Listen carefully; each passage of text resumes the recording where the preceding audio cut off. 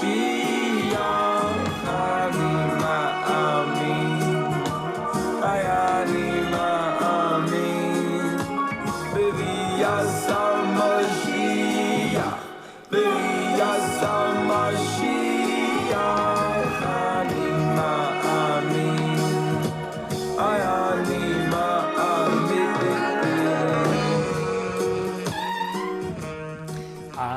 Mamin. I believe with a complete faith in the coming of Mashiach, and though he may tarry, yet I long for him and his coming every day. That song is by Zusha, and it's called Mashiach. How are you, my holy sisters and brothers? Let's light up the darkness. Who is going to be with us on this fine Sunday night? Yehudit from Florence, South Carolina. James from Indianapolis. Diana from San Diego. Rochelle from Carmel. Tom says Shavuot from Pennsylvania. Stephen from Dover, New Hampshire. Lucy from Minnesota. Nancy from North Carolina.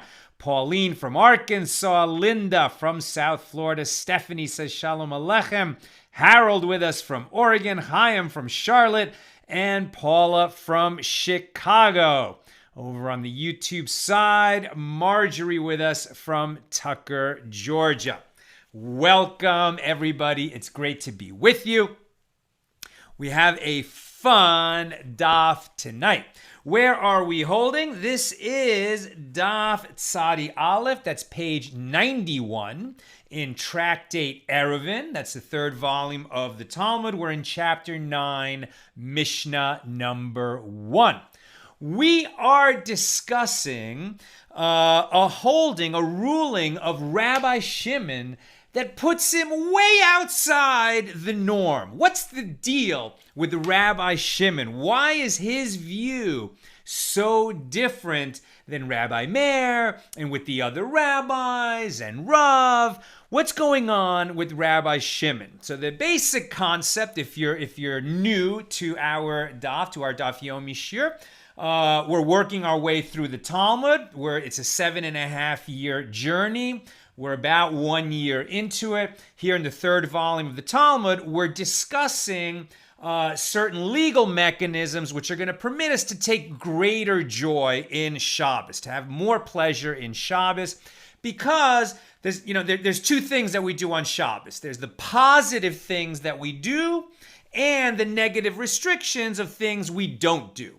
What do we not do? We don't work. We don't do any kind of work. We don't do any kind of constructive labor. The categories of labor are defined by the kind of work that was necessary to create the tabernacle when the children of Israel were wandering in the wilderness. There's 39 categories of work. One of them is we don't carry objects, particularly from a private domain out to a public domain, nor from a public domain into a private domain. And in the time of King Solomon, it was decreed that if two houses share a courtyard, even though the courtyard is private property, there's residents of two different homes have rights in that courtyard, and it has the characteristic of public property. And so you can't carry objects on Shabbos from inside the house, even out to your shared courtyard, unless you form an eruv. In other words, that the two houses are going to be legally regarded as one residence. How do they do that? They both deposit some food in a common vessel, which is stored in one of the houses. Now, what about in the courtyard? Can we carry objects from one courtyard to another? This is a mission that we've been studying here in chapter 9. We opened by discussing rooftops. And Rabbi Meir held that all of the rooftops, so you can think about in a city, especially in an ancient city, that it's like there were a lot of townhouses, right? 3-4-story buildings, maybe 2-story, but all the rooftops approximately on the same level, often unused, right? There's space up there, but most people aren't using that space. And Rabbi Meir said that on Shabbos you can carry objects from one rooftop to another, even if the residents of those houses have not entered into an eruv together. So it would not be permitted for them at the ground level to carry objects from one house to another, and yet you could carry across the rooftops because the rooftops are all one kind of domain. And it's like not only are they in the same category, but they actually comprise one sort of master domain, all the rooftops of the city. And now we learn that Rabbi Shimon decreed that not only the rooftops, but also the courtyards and even the enclosures. What are enclosures? Enclosures are enclosed areas that were not enclosed for the purpose of residence, right? They're not courtyards because they weren't enclosed to put a building and a residence there, but rather they were enclosed for something else. So you could imagine like a community garden, right? So it's enclosed not for people to live there, but maybe an enclosure around a warehouse, something like that. It's not for residential purposes. It could be a farm field. It could be a stable where, just like a large pen where there's sheep and stuff. Not for a residence, but enclosed, right? So all these spaces, enclosures, courtyards, and rooftops, according to Rabbi Shimon, all together, they comprise one master domain. And indeed, even though Rabbi Shimon was way outside, the normative policy of his colleagues, the halacha, the law, ended up going according to Rabbi Shimon. Why? Why was he so different than everybody else? And why did the law end up being like Rabbi Shimon? That's what we're learning tonight. So, in our page, Rav Yehuda, so Rav Yehuda is a rabbi, sort of working and teaching and living in Babylonia. He's an Amora, which means he's a rabbi of the Gemara, meaning the earlier rabbis of the Mishna. They're called Tanaim. They lived sort of before the year 200 of the Common Era.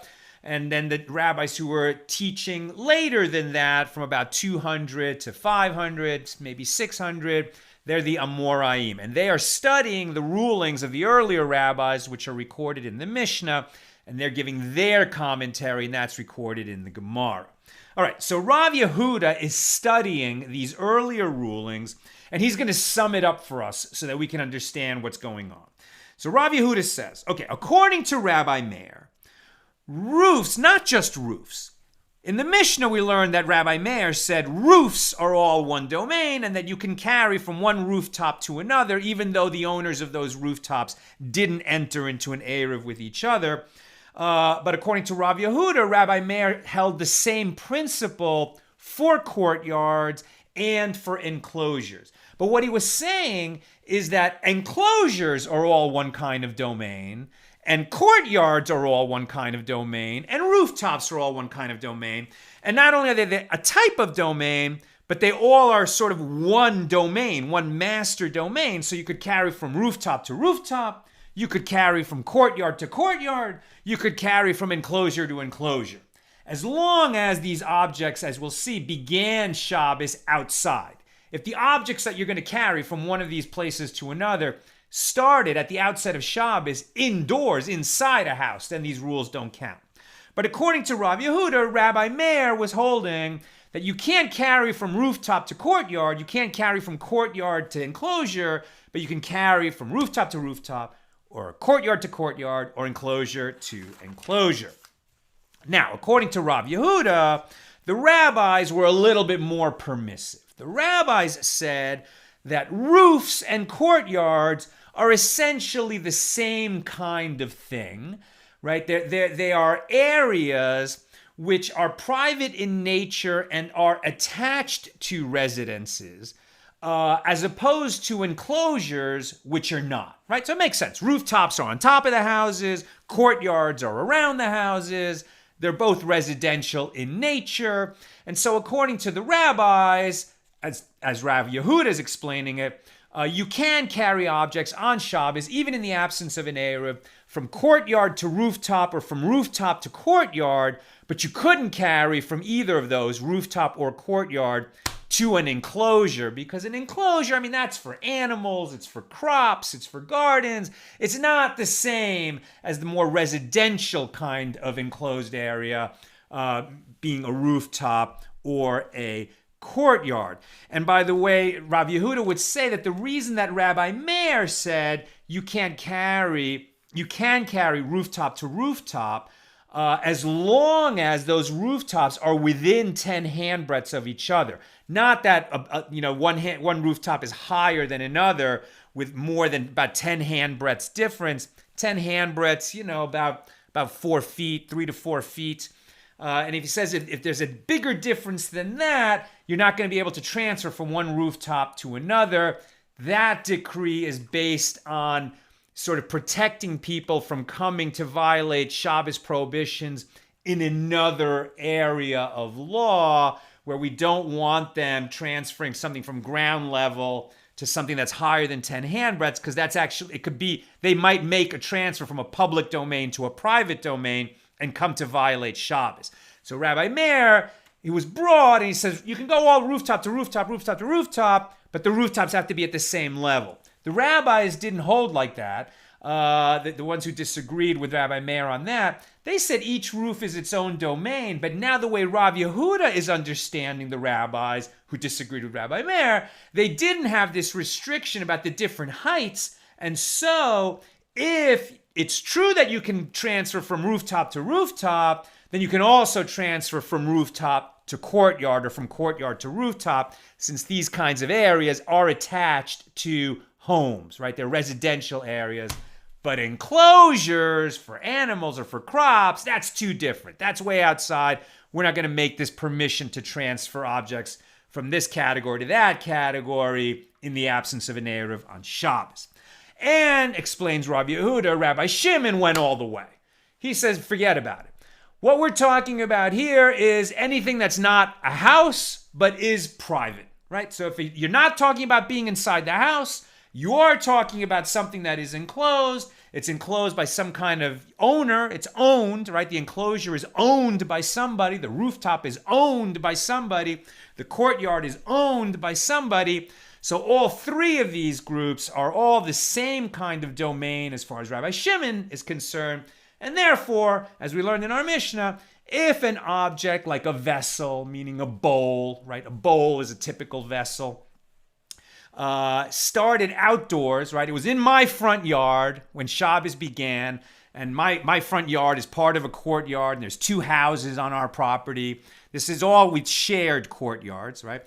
So it starts in the shared courtyard. It wasn't inside the house. It was out in the yard. So according to Rabbi Shimon, I could take that bowl and I could transfer directly from my courtyard to your courtyard, and from your courtyard to the rooftop, and from the rooftop out to an enclosure. And these objects can keep moving around as long as they're in that sort of master domain, rooftops, courtyards, and enclosures. There's a baraisa which supports the view of Rav Yehuda. A baraisa is a teaching from the same period of time, the rabbis of the Mishna. Doesn't have quite the authoritative nature of a Mishnah, but almost. And so there's a baraisa, this teaching that supports Rav Yehuda. Rebbe said, so who was Rebbe? Rebbe was the editor of the Mishnah. So this was the chief rabbi of his time, as it were, the head of the Sanhedrin, Rabbi Yehuda Hanasi, Rabbi Yehuda the prince. So Rabbi Yehuda Hanasi said, when we were learning Torah from Rabbi Shimon personally, right? In Tekoa, which is a city in the north of Israel, somewhat near the Sea of Galilee.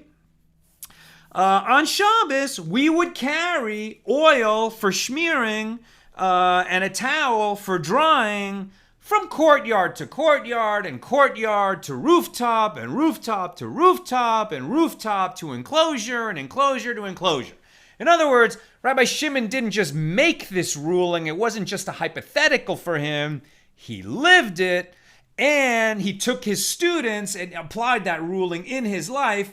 And, we all held by that ruling of Rabbi Shimon, and we actually did it, right? We relied on that ruling, and we carried objects from one place to another And according to that ruling, of course, we did not violate Shabbos. We did not violate the prohibition on carrying from public domain to private domain. We didn't violate a Torah prohibition, and we didn't violate a rabbinic prohibition. We relied on Rabbi Shimon's ruling.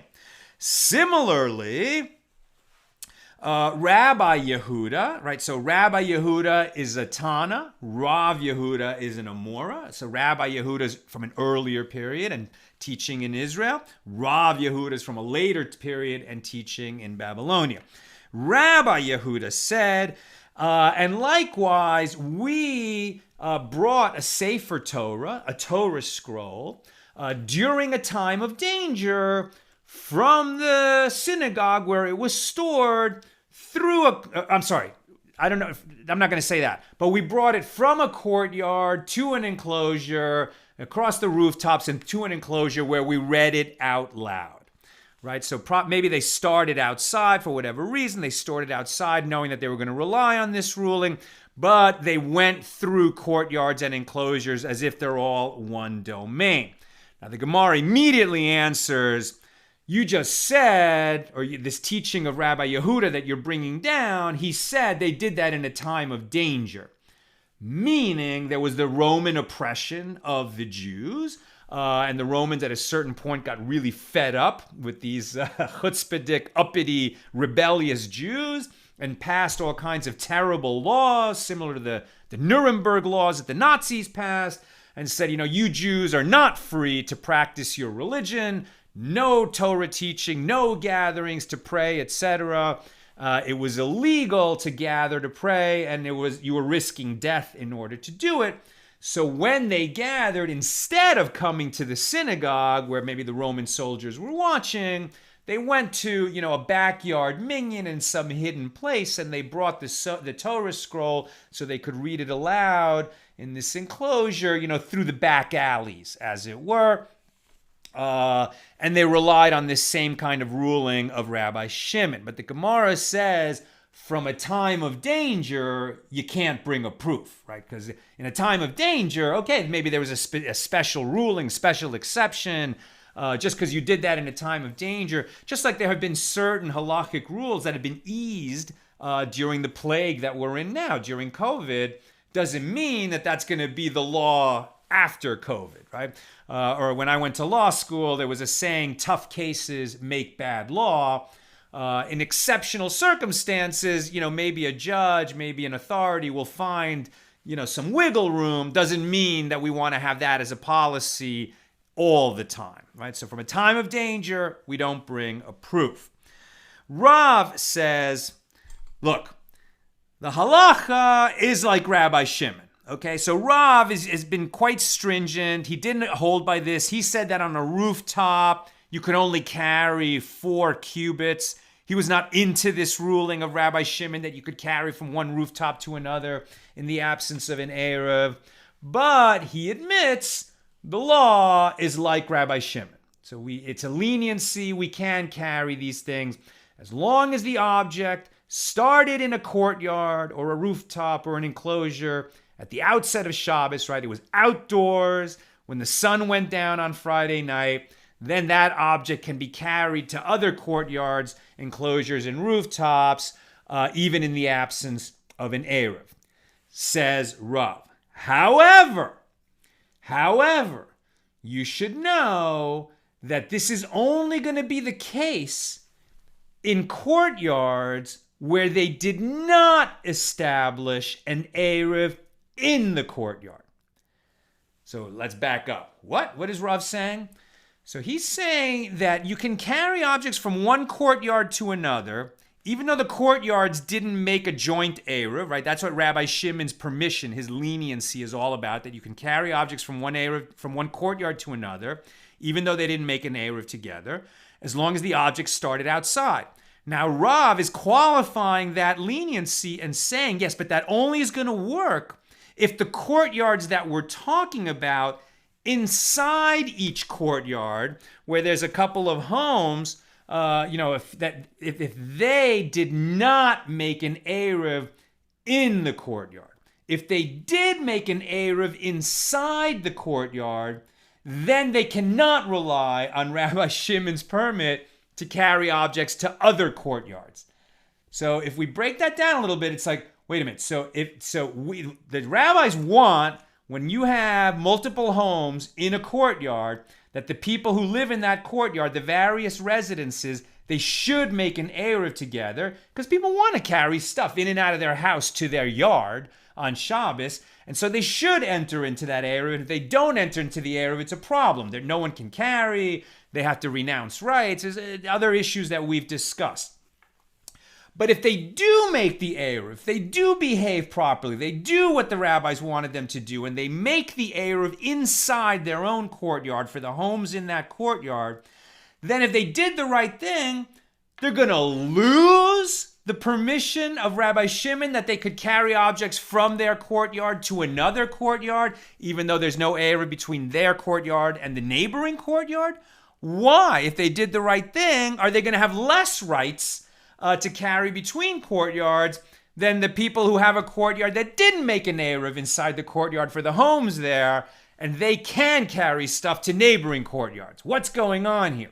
And if you think about it, even though it's counterintuitive, it makes sense, because the whole concept is you can carry stuff from your courtyard that started Shabbos in the courtyard, right? It was outdoors when Shabbos began. Those things can be transferred to another courtyard, rooftop, or enclosure. But if you made an eruv in your courtyard, then why did you make an eruv? So that you could take stuff that started Shabbos inside the house, and now you're permitted to take it out into your courtyard. So if you now have the inner eruv for your particular courtyard, then there's stuff that could come, a bowl could come from your kitchen to your yard. And now, once it's in your yard, you might come to bring it to another courtyard. And that violates Rabbi Shimon's leniency. Rabbi Shimon himself said, my leniency only applies to vessels that started Shabbos outside, right? So Rav is saying we don't want to have a situation where people can bring things from their house out to the yard, and then even though they didn't make an eruv with the neighboring courtyard, they might rely on Rabbi Shimon's permit to move things from one courtyard to another, even though Rabbi Shimon said, but you can only move things courtyard to courtyard that started outdoors. Rav thinks it's too confusing if you have an inner eruv that you might bring stuff from the house to the courtyard, and then you might take courtyard to courtyard, and then you would have violated these rabbinic decrees. But Shmuel, who disputes Rav in many things, brings down a teaching of Rabbi Yochanan, who is a Tana.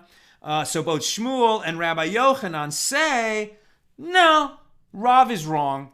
The halacha is like Rabbi Shimon. The permit exists. You can carry stuff courtyard to courtyard.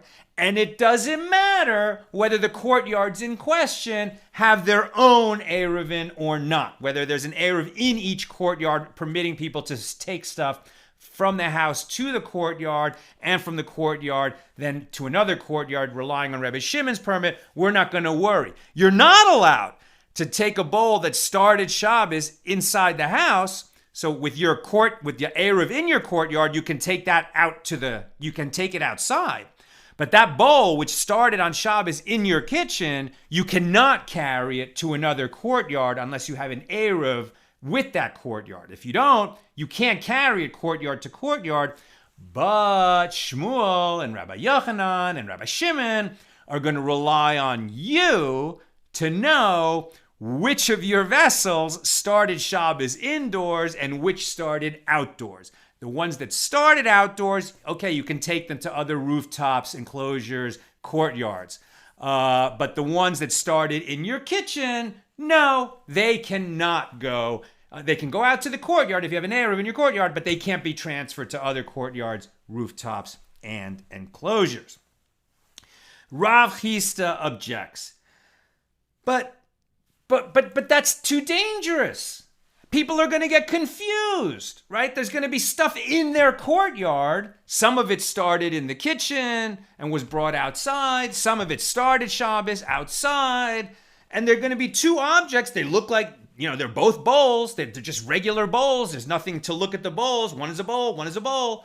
It just happens that one of them started Shabbos outdoors and the other one started Shabbos indoors. But to look at them, they look the same. How are you going to know which ones are permitted to be carried to other courtyards and which ones are not? Well, the answer to that, says the Gemara, is look, Rabbi Shimon has, allowed people to be responsible for their possessions in other cases, right? So we had this situation like here of 3 courtyards that open into the public domain. And what ideally, they would all make an eruv together, right? They would all make an eruv together so that you could carry through the openings between the outer courtyards and the inner courtyards, and you could carry objects throughout this whole area. But they didn't do that. Instead, what happened is these people made an eruv in their courtyard, these people made an eruv in their courtyard, and these people made an eruv in their courtyard. And then these two made a partnership that they have a shared eruv together. And maybe because what happened is, this guy who lives in this house made that partnership, and maybe this guy who lives in this house entered into an arrangement where this courtyard and this courtyard have a partnership together. So there's a joint eruv between the middle and the outer one on that side, and there's a joint eruv between the middle courtyard and the outer courtyard on this side, but the outer courtyards do not have an eruv with each other. So, given that situation, it would be possible for somebody who lives in this house to carry some object, let's say a bowl, into the inner courtyard, because that's permitted. And now there would be, there would be another bowl in this courtyard that somebody just brought out from their house because they have an eruv, right? So now there's 2 bowls that are sitting outside in this courtyard. One of those bowls that came from this house, it would be permitted to carry it into this outer courtyard because they have a partnership, this courtyard with that courtyard. But the bowl that started in this courtyard, which was permitted to come into the middle courtyard, it's not permitted to bring it to the outer courtyard because they don't have a master eruv with everybody. And so we have that same situation that in the middle courtyard, it's possible to have 2 bowls. They're both kitchen bowls. But one started in the kitchen in this courtyard, and the other started the kitchen in this courtyard. And these 2 bowls, which look the same, one of them it's permitted to take to that outer courtyard, and the other bowl, it's not permitted.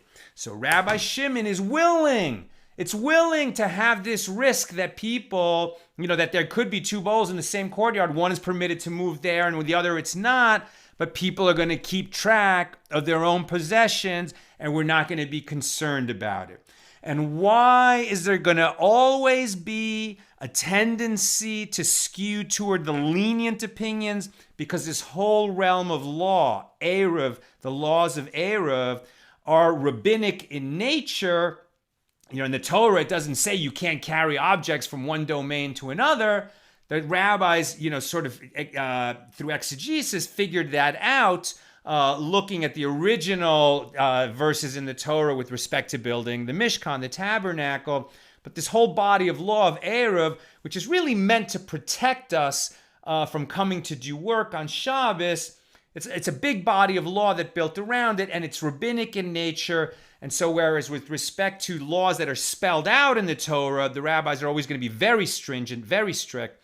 With laws that the rabbis built around the Torah, just as a fence around the Torah, to keep us from violating Torah prohibitions, they're going to be lenient about their own laws because they don't want to build laws to protect us from violating Torah laws, and then other laws to keep us from violating rabbinic laws, and then other laws to keep us from violating the secondary rabbinic laws, excuse me, etc.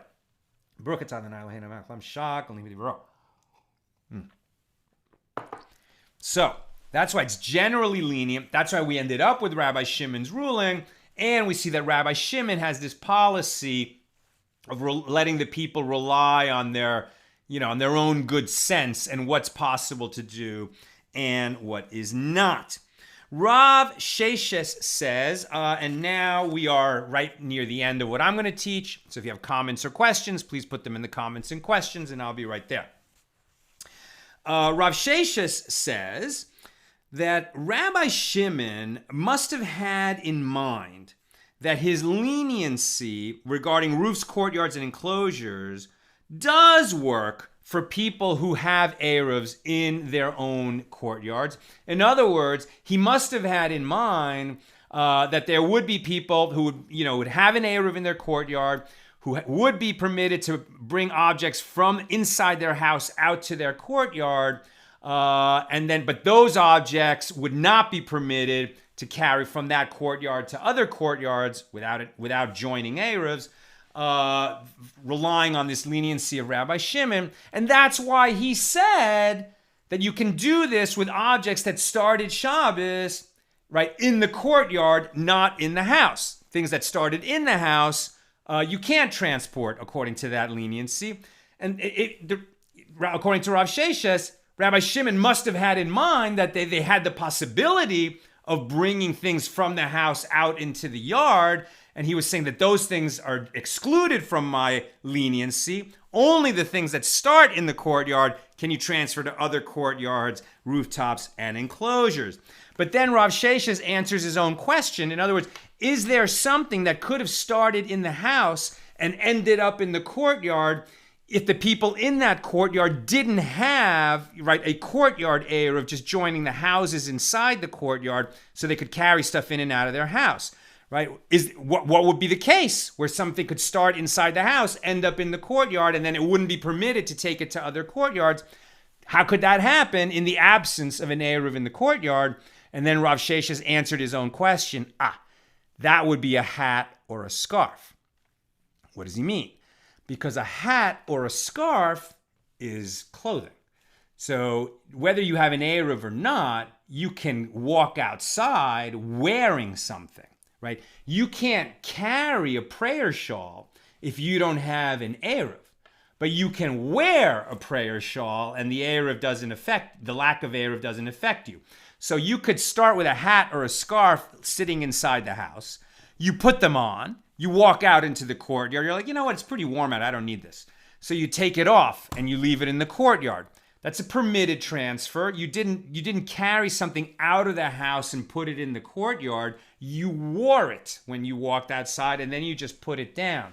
But because the hat or the scarf started inside the house, it will not fall under this permission of Rabbi Shimon that now that it's sitting out in the courtyard, that you could transfer it to another courtyard or rooftop or enclosure, because at the outset of Shabbos, it was inside. Okay, that's what I've got for us today. Let's go to comments or questions. Tom Beck, in a time of war, the law falls silent. Where's that quote from? I'm not familiar with it. Is that Talmudic? I don't recall seeing it. Are you getting it from somewhere else? But the one that we have here is that in a time of danger, we don't bring a proof. Nina asks, can you take a bowl from the farthest courtyard, put ingredients into another bowl in the middle courtyard, then take that new bowl with the ingredients in the original bowl to the other courtyard? I mean, it seems like, yeah. Why not? But you can't take ingredients out of the house, right? So this permit is for things that are out. It doesn't apply to anything that started inside the house, right? But if you're asking, if we have like an outdoor kitchen, or we're gonna you have a garden and I have a garden and he has a garden and you have tomatoes and I have cucumbers and he has lettuce, But we can't pick vegetables on Shabbos at all. That's harvesting, right? You cannot cut any living plant. But if already before Shabbos, we harvested some tomatoes and they're just sitting on the ground in your yard, and there's some cucumbers just sitting on the ground in my yard, already severed from the plant, and some severed lettuce in the third courtyard, could we gather them together and just kind of mix them up, and make a salad? You can't cook on Shabbos, but just putting some foods together, that's okay. So could we do that from the courtyards? I mean, it's a little bit tricky because it's a little bit not Shabbos-istic, sort of gathering food like that. But we've learned that you can transfer, according to Rabbi Shimon, and the law follows Rabbi Shimon, that you can transfer stuff from one courtyard to another, even though those courtyards don't have a shared eruv. So it would seem like it's possible, but I'd have to think about it a little more. And Tom says, in time of war, the law falls silent is a Roman dictum. Got it. Well, thanks, Tom. I mean, there's definitely some wisdom in that. But it's also a call to wisdom, isn't it? Right? That in time of war, the law falls silent, right? That's according to people who fight dirty, right? But if we want, the time of war is the most important time for us to hold on to our sense of right and wrong and of morality. And, for anyone here, if you haven't read the Thursday Heroes, which Nina writes, so many of them are stories from the Holocaust, from World War II, people who stepped up and, showed tremendous courage to do the right thing at great risk to themselves, at great sacrifice, personal sacrifice. And, who knows? War is such a terrible thing, but God permits it to exist. And perhaps wars over time are just these great tests when the character of peoples and individuals are tested, and there's so many things that we just can't understand. Starting with the Holocaust, we just can't understand it. I can't explain to you the Holocaust. But what gives me comfort is that all of us, we are souls, right? People don't have souls. They are souls. We have bodies. Therefore, we are eternal beings, and our, mission, our voyage, our journey through life is so short compared to the life of the soul. And it may well be that the more difficult our journey through life is, the more we're tested, the more terrible things we experience and we see, who knows, perhaps the more we learn, the more opportunities we have to make sacrifice and do the right thing. And then we bring those experiences with us into the next world. That's what I've got for us today. It's been great learning with you on this Sunday evening. Looking forward to doing it again tomorrow with page 92 in Tractate Eruvin at 6 p.m. Pacific, like we do every day, except Fridays when it's noon Pacific, and Saturday nights when it's about an hour and a half to 2 hours after Shabbos ends here in LA. After Shabbos ends, I got to take my notes, prepare to teach the class, etc. And so that's why it's always a little bit of time after Shabbos ends on Saturday night. All the best